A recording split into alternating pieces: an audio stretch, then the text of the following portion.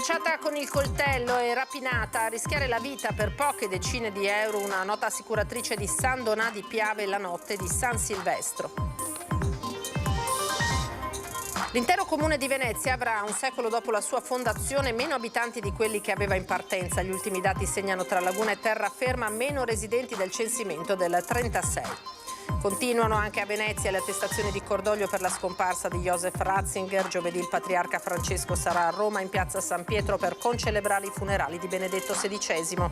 Il 2023 è iniziato col ritorno delle accise sui carburanti. L'aumento di prezzo di benzina e diesel piace poco ai mestrini. C'è chi parla di furto e chi di una nuova stangata in un periodo che rimane difficile.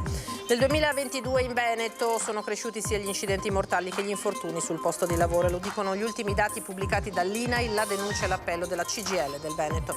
Tra centro storico e terraferma, 70.000 presenze la notte dell'ultimo dell'anno, pienone sia in piazza San Marco che in piazza Ferretto. Il doppio Capodanno a Venezia è stato un successo. Dalle spiagge del Lido di Venezia a quelle di Jesolo, il primo bagno dell'anno per salutare il 2023 dei cosiddetti ibernisti, a decine si sono tuffati in mare sfidando il freddo. Buonasera, edizione di Venezia dei telegiornali di Antenna 3 che si apre, lo avete sentito, con la cronaca e con la disavventura toccata la notte di San Silvestro a una nota assicuratrice di San Donà di Piave, minacciata con un coltello e rapinata a rischiare la vita per poche decine di euro, una quarantenne. L'uomo è riuscito a dileguarsi. Dammi i soldi, gli ha intimato un uomo in bicicletta. Dall'apparente età di 25 anni, lei pensava ad uno scherzo dei suoi amici lasciati da pochi minuti alla festa di Capodanno. Poi la sorpresa che gli ha letteralmente gelato il sangue nelle vene. Girandosi di scatto ha visto che lo sconosciuto aveva un coltello fra le mani con una lama di almeno 15 centimetri. Notte di San Silvestro da dimenticare per Martina Camani, nota assicuratrice di San Donà di Piave. Erano quasi le 3 di notte quando, uscita da un locale in città, la quarantenne stava dirigendosi da sola verso la sua automobile parcheggiata in via Aquileia nei pressi del Ponte della Vittoria, quando ha incontrato l'uomo in bicicletta che insisteva: dammi i soldi che mi servono per mia sorella in Albania. Mai avuta così tanta paura nella mia vita, ha riferito la quarantenne, che ha trovato comunque il coraggio di allontanarsi per cercare aiuto e andare verso l'auto nella speranza che il ragazzo cambiasse idea. Nulla di tutto questo. Senza paura l'uomo in bicicletta ha continuato a inseguirla, riuscendo a strappargli la borsa con i documenti e il cellulare, dileguandosi poi nel buio. La professionista, per chiedere aiuto, è dovuta tornare nel locale. Con gli amici ha chiamato i carabinieri. Una rapina con un coltello in una zona a 2 passi dal centro che nelle ore notturne può diventare pericolosa, ci dice una passante. Sì, a volte c'è gente un po' strana che si muove e si ha un po' di paura, ecco. I controlli, continua l'intervistata, dovrebbero esserci anche nelle vie meno centrali. Alla sera in verità ci sono più verso i bar dove ci sono i giovani, quindi in piazza, e non da queste parti. Le indagini sono iniziate e i carabinieri stanno visionando anche le telecamere di videosorveglianza per cercare di rintracciare il rapinatore. L'intero comune di Venezia avrà un secolo dopo la sua fondazione meno abitanti di quelli che aveva in partenza con la somma dei vari comuni che si fusero per comporlo. Il Comune di Venezia, tutto il Comune di Venezia, non solo la Laguna, ha meno abitanti oggi che negli anni 30, in un'epoca in cui in tutta Italia vivevano appena 40 milioni di persone. Gli ultimi dati sullo spopolamento del Comune di Venezia, resi noti con la consueta costanza dal sito venezia.com, segnano infatti nel 2022 la perdita di altri 1.700 residenti, che fanno scendere la popolazione ad un livello persino più basso di quello registrato nel censimento del 1936. Allora c'erano quasi 255.000 abitanti, in crescita. Oggi ce ne sono poco più di 253.000, in calo da decenni. Il dato è storico perché il cosiddetto Grande Comune di Venezia è nato nel 1926 con l'accorpamento alla laguna di Mestre, Favaro, Chirignago e Zelarino. Ciò significa che l'intero Comune di Venezia avrà un secolo dopo la sua fondazione meno abitanti di quelli che aveva in partenza con la somma dei vari comuni che si fusero per comporlo. Al di là di Venezia città, che nel 2022 ha perso un altro 1,4% di residenti, e del picco di Burano, che ne ha perso più del 2%, a colpire è che in un quadro in cui tutti gli altri capoluoghi di provincia del Veneto aumentano di popolazione, tranne Mestre Centro e Zelarino, che chiudono l'anno in pareggio, si continuino a perdere abitanti anche a Favaro, meno 1%, Carpenedo, Chirignago e Marghera. Nel 1971 Venezia contava più di 360.000 abitanti. In qualche decennio ne ha persi circa 110.000. In pratica è scomparsa una città delle dimensioni di Vicenza. E continuano proprio a Venezia, come nel resto del Veneto, le attestazioni di cordoglio per la scomparsa a 95 anni di Joseph Ratzinger. Oggi a Roma è esposta la salma per l'omaggio di migliaia di fedeli. Giovedì il patriarca Francesco sarà nella capitale, in piazza San Pietro, per concelebrare i funerali di Benedetto XVI. Mentre oggi a Roma è stato incessante l'omaggio dei fedeli alla salma di Benedetto XVI, anche a Venezia continua l'onda di emozione provocata dalla sua scomparsa. In città è ancora vivo e indelebile il ricordo della sua visita nel maggio 2011. Domani pomeriggio intanto il patriarca di Venezia, Monsignor Francesco Moraglia, presiederà in cattedrale a San Marco una santa messa in suffragio del Papa Emerito. E poi lo stesso Moraglia, come presidente della Conferenza Episcopale Triveneta, sarà giovedì presente tra i concelebrati ai funerali del Papa Emerito. Un bel ricordo di Papa Benedetto è quello tratteggiato per noi dal vescovo di Chioggia, Monsignor Giampaolo Dianin. La sua vita è stata una grande ricerca sul cristianesimo, con quella centralità che lui ha voluto dare alla relazione. Il cristianesimo è un incontro personale col Signore, un grande desiderio di purificare, di convertire la Chiesa, fin da quella Via Crucis con i suoi commenti fatta prima di diventare Papa, dove denunciava le ambiguità, le sporcizie, la mondanità nella Chiesa. Attraverso la TV della Conferenza Episcopale arriva poi il ricordo dell'amico cardinale Angelo Scora, già patriarca di Venezia, e grande artefice della visita di Papa Benedetto in Laguna. Quando una volta andammo con giovanissimi, allora trentenni, a trovarlo a Regensburg, ci invitò in un bel ristorante sul Danubio e noi da buoni latini ci precipitammo sul menù, ordinò per noi e poi disse per me il solito. E quando arrivarono i piatti arrivò un toast e lui sorridendo dice perché altrimenti dopo non si riesce a studiare. Il 2023 è iniziato con il ritorno delle accise sui carburanti, un aumento di prezzo di benzina e diesel che piace davvero poco ai mestrini. Sentiamoli. Cosa pensa degli aumenti della benzina e del diesel? Un furto legalizzato e organizzato. Perché? Ma come mai secondo voi hanno già calcolato che l'inflazione scenderà nel secondo semestre del 2023? Dico in senso lato, perché è già tutto organizzato, secondo me, per carità. Lo sconto sulle accise non è stato confermato e l'aumento del carburante è il primo regalo del 2023. Il taglio introdotto dal governo Draghi valeva 30 centesimi e mezzo al litro, ridotto a dicembre a poco più di 18 centesimi. Sembra poco, ma su larga scala è stato calcolato che la cancellazione delle accise porterà ad un aumento delle spese di trasporto superiori ai 5 miliardi di euro, con una ricaduta dello 0,4% sull'inflazione. Sicuramente per le persone che vivono qua, perché noi non viviamo più qui, sicuramente era meglio che fossero prolungati, no? Perché comunque sia tutti questi aumenti così a inizio anno sicuramente non sono il massimo. Dice per le persone che vivono qui, perché lei dove vive? A Malta. E com'è la situazione lì? Per i prezzi sono molto più bassi. Penso che il governo abbia poca scelta, visto che comunque c'è una bilancia commerciale da tenere in piedi in Italia, parlo da finanzieri. Quindi è una scelta sofferta ma necessaria per le casse dello Stato. Non possiamo andare avanti a seguire questa politica che sta facendo soprattutto l'Europa, perché io do la colpa all'Europa, perché dovrebbe innanzitutto bloccare questo e non fare un paniere, un calmiere come hanno fatto per un mese, per due, perché il problema non si risolve. Io ho fatto il carburante l'altro giorno, c'era una coda infinita e il giorno dopo ha aumentato di 40-50, cioè è una cosa assurda. Quelli che vanno a farsi la benzina per risparmiare i 20 centesimi a oggi, non so, fra un mese penso che la pagheranno, quindi insomma... C'è chi ha fatto la coda nei giorni scorsi, c'è poco da fare, poi bisogna pagare. Appunto, insomma, quindi è ridicolo. Bisogna andare a vedere alla fonte un po', questo è l'ultimo dei problemi che può esserci con questo governo, insomma, dai. Congelate dopo il crollo del ponte Morandi a Genova, salgono anche del 2% i pedaggi sulle arterie di competenza di Autostrade per l'Italia, mentre Concessioni Autostradali Venete ha annunciato che le sue tariffe resteranno invariate.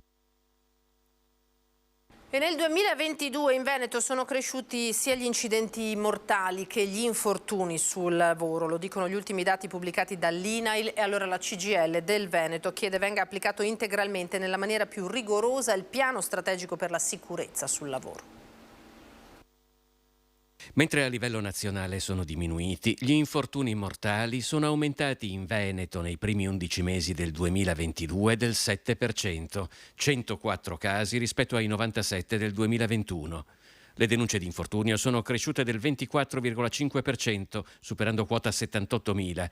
E infine ci sono state quasi 3.600 denunce di malattia professionale, più 13% rispetto allo stesso periodo dell'anno scorso. Sono dati che ci preoccupano moltissimo e che ci impongono di continuare nell'azione che è già intrapresa nel corso degli anni del 2022 per spingere ad un'applicazione concreta del piano strategico sulla salute e sicurezza rinnovato nel 2022 con la Regione Veneto. Secondo Silvana Fanelli, segretaria confederale della CGIL del Veneto, per capire la drammaticità di questi numeri basta immaginare dietro ognuno di essi un lavoratore o una lavoratrice che sono usciti di casa per andare a lavorare e non sono più tornati dalle loro famiglie. Per questo abbiamo anche voluto fortemente nel 2022 che venissero siglati i piani mirati di prevenzione a livello provinciale per attivare quelle attività di controllo, di audit, di supporto anche al mondo imprenditoriale in quei settori dove gli infortuni sono più alti. Agricoltura, edilizia, metalmeccanica, ma anche logistica per quanto riguarda la Regione Veneto. Duro scontro durante la nostra prima edizione di oggi nel corso del dibattito sul reddito di cittadinanza tra l'ex deputato leghista trevigiano Paolin e la consigliera regionale veneziana dei 5 Stelle Baldin. Sentiamo perché. Ricordo all'unica consigliera dei 5 Stelle, vorrei dire quasi abusiva perché ha vinto un ricorso, che è sotto gli occhi di tutti. In che senso? Spieghi meglio, perché io è un po' pesantino Paolina. La lista. Quello che ha detto è assolutamente infondato e anche diffamatorio. Le rispondo subito perché ho seguito il ricorso. Allora, la lista, ricordo che la lista... Mi sembra alquanto diffamatorio quello che ha appena detto nei miei riguardi, perché non sono un consigliere abusivo, le ricordo. Io non so lei che razza di incarico abbia, ma io non sono un consigliere abusivo, le ricordo. Posso risponderle? Mi lascia parlare?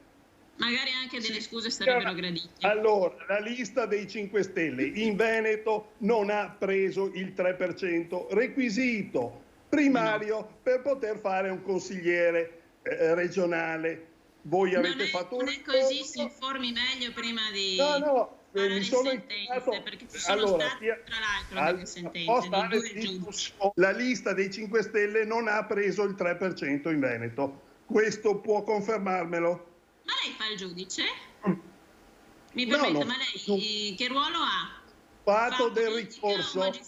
Come ci sono 2 ricorsi della stessa natura accolti in Lombardia e nelle Marche, la legge parla chiaro. L'attribuzione dei seggi in Regione Veneto viene data alle liste che raggiungono il 3%. Infatti noi abbiamo superato il 3%, le chiedo di andarsi ad informare.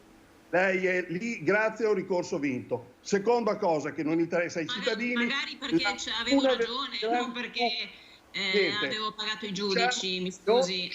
Mi sorprende che da parte di un rappresentante, non so di quale istituzione, ma vi sia un attacco personale nei miei confronti utilizzando frasi del tutto diffamatorie e provvederemo in tal senso. Lei legittimamente ha vinto un ricorso che ricordo analogamente perché l'ho seguito in prima persona, un ricorso che in Lombardia ha avuto un esito totalmente contrario e anche in Abruzzo, dove la legge elettorale è analoga e prevede che per andare al riparto dell'assegnazione ai consiglieri regionali le liste dei candidati devono superare il 3%, cosa che non è avvenuta per i 5 Stelle. Dopodiché il suo posto è legittimo da consigliera regionale. Complessivamente in città, veniamo al Capodanno, tra centro storico e terraferma, 70.000 le presenze la notte dell'ultimo dell'anno. Venezia ha festeggiato con il pienone atteso e previsto l'ultimo giorno del 2022 e l'inizio del 2023. In 40.000 hanno assistito allo spettacolo pirotecnico dei fuochi d'artificio ad Arbacino di San Marco. Hotel praticamente esauriti, come conferma il direttore dell'Associazione Veneziana Albergatori, Claudio Scarpa. Un Capodanno nella tradizione. Venezia è una grande capitale del Capodanno e quindi siamo andati praticamente al tutto esaurito. Qualche camera libera, ma pochissime veramente, e prezzi piuttosto adeguati. Questo deve far sorridere gli albergatori perché indica prima di tutto che il turismo continua come in tutto il 2022, quindi ad alti livelli. Grande festa anche a Mestre per tutta la notte con musica, animazione, canti e balli. Poi, il primo dell'anno, l'attesissimo concerto di Capodanno al Teatro La Fenice. Gli operatori turistici e dei settori applaudono l'organizzazione messa in piedi dal Comune di Venezia con la regia di Vera. Questo consente anche di guardare con una certa speranza al 2023 e a pensare anche di riuscire a sopportare quella grandissima botta che è la bolletta energetica. Europei, soprattutto europei, e italiani naturalmente, turismo locale. Grande soddisfazione quindi da parte degli albergatori per questo Capodanno che è stato organizzato perfettamente dal Comune di Venezia. E grande successo l'indomani, il giorno di Capodanno, per gli ibernisti, oltre 80, che si sono cimentati nel tradizionale bagno fuori stagione. A salutare l'arrivo del 2023 è tornato finalmente sulla spiaggia del Blue Moon del Lido di Venezia il rito benaugurante del bagno degli ibernisti nel mare Adriatico, una tradizione nata alla fine degli anni 70. Oltre 2000 persone sono arrivate in spiaggia per applaudire gli ibernisti, oltre 80, che hanno sfidato la temperatura dell'acqua a 8 gradi, l'aria a 10. È una cosa bellissima, una cosa che nasce da lontano, che nasce da delle persone importanti, appassionate, colte, che avevano intuito la coerenza del Lido con questa passione sportiva che può essere giudicata anche un po' estrema, ma che è comunque molto diffusa nel mondo. Il gruppo degli ibernisti del Lido, guidato da Giovanni Arciprete, è stato rinforzato per l'occasione anche da 24 stranieri e ha potuto contare sul sostegno di Vera e sulla protezione civile del Lido, che ha coordinato la giornata. Poi in riva al mare cotechino e lenticchie, vino e panettone per tutti. Sono già dalle 7:30 i fornelli che vanno avanti. Stiamo cucinando lenticchie e cotechino, dopo verrà offerto tutto quanto a tutti quelli che arriveranno con vino e panettone per tutti. Quanti chili circa di cotechino? Abbiamo circa 200 kg di cotechino e un 150 kg di lenticchie. Ricordando il grande professore Giorgio Pecorai, che era uno dei pionieri di questo evento. E noi ci siamo presi l'impegno di portarlo avanti, sebbene con molta fatica, perché i volontari è Capodanno per tutti e i volontari fare venire qui alle 7 di mattina è una gran fatica, però lo facciamo molto volentieri. Siamo felici di ospitare questa iniziativa che da tanti anni si ripete a Lido, ma era assente causa Covid e adesso la riproponiamo in maniera molto più viva e forte. In 150 invece al tuffo di Capodanno a Jesolo, che si è svolto al 23° accesso al mare. Al momento del tuffo, alle 11 circa, la temperatura esterna era di 9 gradi, patrocinato dal Comune. Il tuffo di Capodanno organizzato da Just Friends, un'associazione onlus che crea progetti di inclusione sociale e raccolta fondi a favore dei bambini e adolescenti affetti da malattie rare.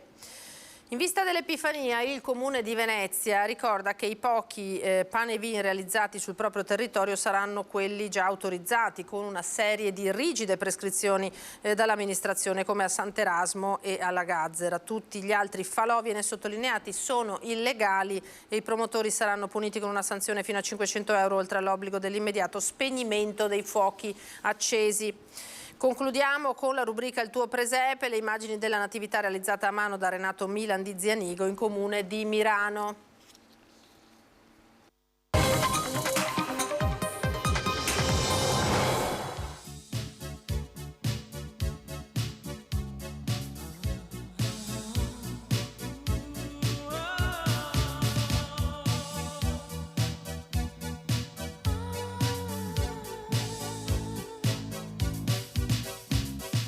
Last Christmas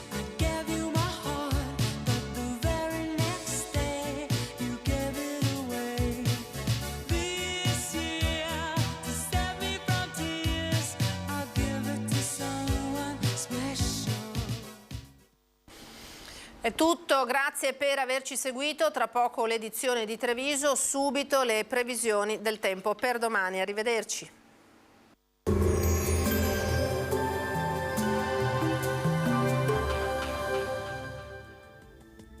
Benvenuti al Meteo. Una perturbazione attraversa il nostro territorio, qualche disturbo nella giornata di martedì 3 gennaio. Vediamo insieme il dettaglio. Sul Veneto cielo decisamente grigio e coperto sin dal mattino, col passare delle ore piogge via via più diffuse un po' ovunque sulla nostra regione. Temperature invariate, minime tra 2 e 6 gradi, massime invece tra i 9 e gli 11 gradi all'incirca.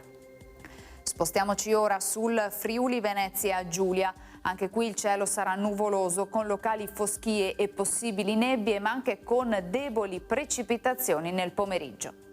Temperature minime tra 6 e 9 gradi, massime sui 9-12 gradi. Infine diamo uno sguardo alla situazione del Trentino Alto Adige. Poche novità, precipitazioni piuttosto frequenti, nevose oltre i 1300-1500 metri di quota. Temperature minime intorno a 1-3 gradi, massime sui 5-9 gradi all'incirca. Dal meteo per ora è tutto, vi auguro un buon proseguimento in nostra compagnia.